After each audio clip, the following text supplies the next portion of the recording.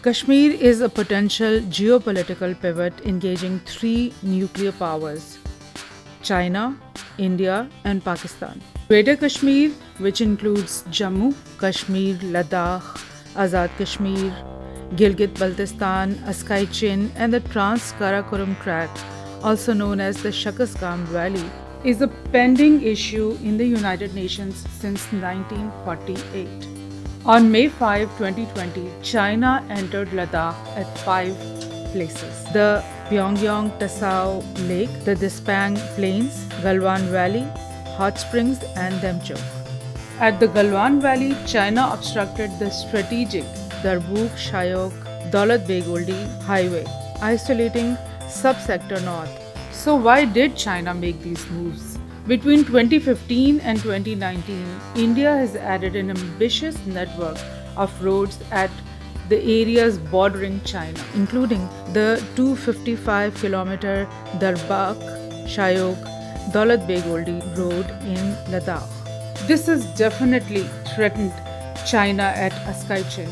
But the Modi government's earlier acts of repealing the Article 370 and threatening Pakistan to take away Gilgit-Baltistan, which hosts the only road connecting China and CPEC, are also all good reasons for China to attack India at Ladakh. On May 4th, the Indian Ministry of External Affairs issued a statement saying that the entire Union territories of Jammu and Kashmir and Ladakh, including the areas of Gilgit and Baltistan, are integral part of India, and on May 5, China made the incursions.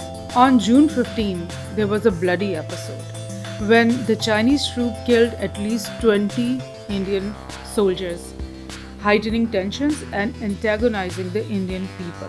Talks are being constantly held between the two parties, with India trying to achieve a pre-May 4 status quo. Meanwhile, Nepal has also added to India's dilemma.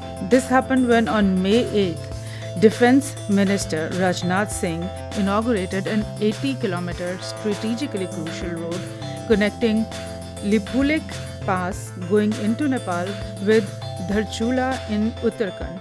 On June 18, Nepal's assembly unanimously approved a constitution bill to update the country's map incorporating territories claimed by India.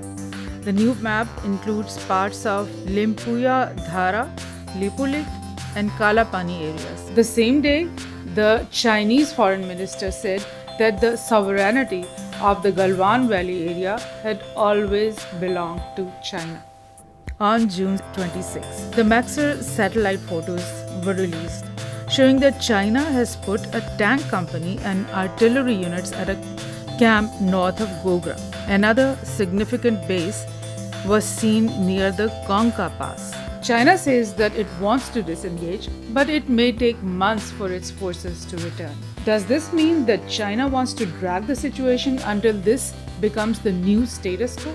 Or is China simply redeploying its forces from one place to another? What will be the consequences of all this for India? For India, the consequences can be direly grave because cutting off the strategic Darbuk Shayok Daulat Beg Road means cutting India from the Siachen Glacier, as the only other route going to the glacier passes through glacial routes that are closed in the winters, making it possible for China to take control of Siachen area that is contested between India and Pakistan. And losing Siachen would mean India is on an inverse trajectory from the one Modi started in his reign.